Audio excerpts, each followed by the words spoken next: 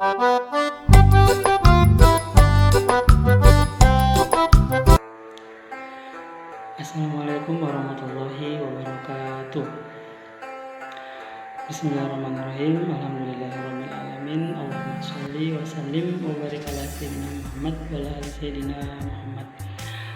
Para mahasantri sekalian, dimanapun dan kapanpun saja kita berada, semoga selalu di dalam lindungan Allah Subhanahu wa Ta'ala.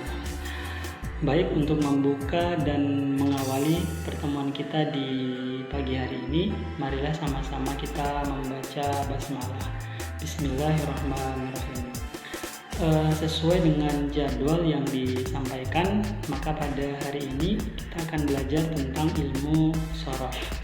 Saya sangat yakin dan percaya bahwa teman-teman sekalian sudah tidak asing lagi untuk mendengar istilah shorof. Kenapa? Karena di dalam pembinaan-pembinaan yang sebelumnya juga sudah pernah dijelaskan terkait dengan ilmu shorof. Oleh karena itu, kami hanya ingin untuk mereview dan meremind kembali apa yang sudah dipelajari. Baik, yang pertama yang saya akan jelaskan adalah apa yang dimaksud dengan ilmu shorof. Jadi ilmu shorof itu adalah salah satu bidang ilmu di dalam bahasa Arab yang mempelajari kata dasar dari bahasa Arab tersebut. Sedangkan kalau tasrif adalah pengembangan makna dari kata dasar tersebut dengan cara kita merubah huruf dan juga menambahkan huruf pada kata dasar tersebut, tetapi masih di dalam aturan dan pola ilmu shorof. Nah, secara garis besar di dalam ilmu shorof itu yang dipelajari adalah 3 hal. Yang pertama itu membicarakan tentang bagaimana menyusun huruf pada kalimat. Yang kedua mempelajari tentang bagaimana menambahkan huruf pada kalimat. Dan yang ketiga bagaimana merubah huruf pada kalimat. Nah, ketiga penjelasan ini memiliki penjelasannya tersendiri masing-masing untuk mempermudah kita mempelajari ilmu shorof. Nah, yang pertama kita akan pelajari tentang bagaimana kita menyusun huruf pada kalimat. Sudah saya tulis di depan papan tulis, nanti bisa kita lihat bersama. Baik, ini yang pertama, bagaimana kita menyusun huruf pada kalimat. Di sini saya ada berikan 3 contoh, Ghafara, Madda, dan Roma. Yang mana kalau kita lihat Ghafara ini terdiri dari 3 huruf, Madda terdiri 2 huruf, tetapi huruf yang kedua adalah huruf yang bertasjid, yang ketiga adalah terdapat huruf ilat. Yang mana dari ketiga contoh ini memiliki penjelasannya masing-masing di dalam menyusun huruf pada kalimat. Intinya kalau kita mau menyusun huruf pada kalimat, yang dipelajari terlebih dahulu adalah meninjau tiap huruf pada kata tersebut. Nah, untuk mempermudah penjelasannya, saya berikan contoh fa'ala, yang mana fa ini berfungsi sebagai fa fi'il, a ini berfungsi sebagai ain fi'il, dan lam ini berfungsi sebagai lam fi'il.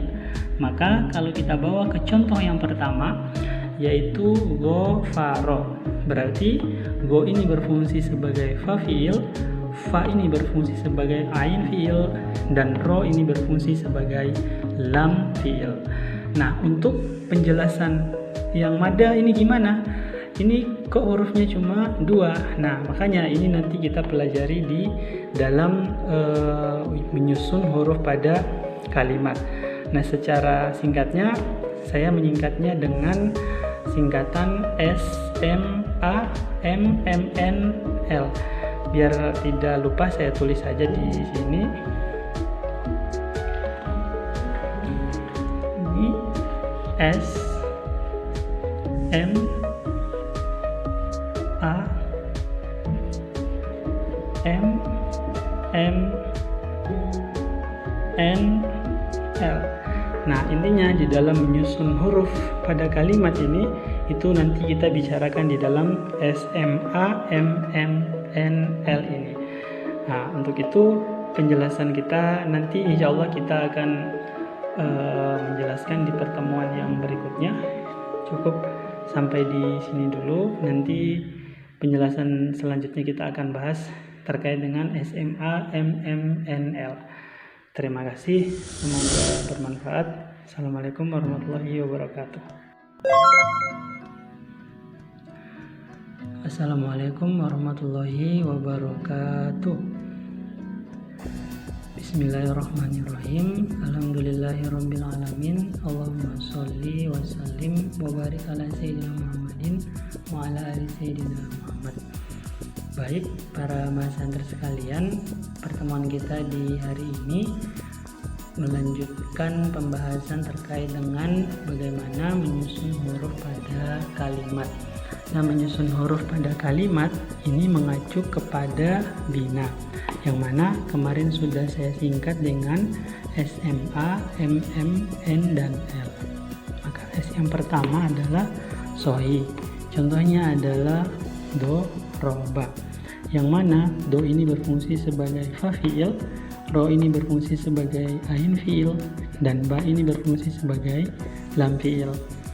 Maka dapat disimpulkan bahwa bina sahih adalah kalimat yang memiliki fa fi'il, ain fi'il, dan lam fi'il, dan tidak terdiri atas huruf hamzah, huruf ilat, dan juga tidak memiliki huruf yang bertasdid. Maka kalau kita lihat contoh seperti doroba ini, berarti ini dinamakan dengan bina sahih. Kemudian lanjut, yang kedua ada yang dinamakan dengan bina mudha'af. Bina mudha'af ini contohnya mada. Mada ini kalau kita mau lihat sebenarnya terdiri dari 3 huruf mim, dal yang pertama dan da yang kedua. Hanya saja da yang kedua ditulis menjadi satu tetapi diberi tanda tasdid. Nah, berarti dapat disimpulkan bahwa bina mudha'af adalah kalimat yang ain fi'il dan lam fi'il terdiri dari huruf yang sama. Nah, ini adalah contoh dari bina mudha'af. Kemudian lanjut, yang kedua adalah bina ajwaf. Contohnya adalah qola. Maka ko ini berfungsi sebagai fa fi'il, huruf ilat ini berfungsi sebagai ain fi'il, dan la ini berfungsi sebagai lam fi'il. Berarti dapat disimpulkan bahwa bina ajwaf adalah kalimat yang ain fi'il merupakan huruf ilat. Nah, untuk mengetahui apakah huruf ilat yang ada pada qola ini merupakan huruf ya atau waw, kita cukup merubahnya menjadi fi'il mudhari, yaitu contohnya seperti ini. Qola yakulu, berarti huruf ilat pada kata qola itu huruf asalnya adalah huruf waw. Berarti namanya adalah bina ajwaf wawi.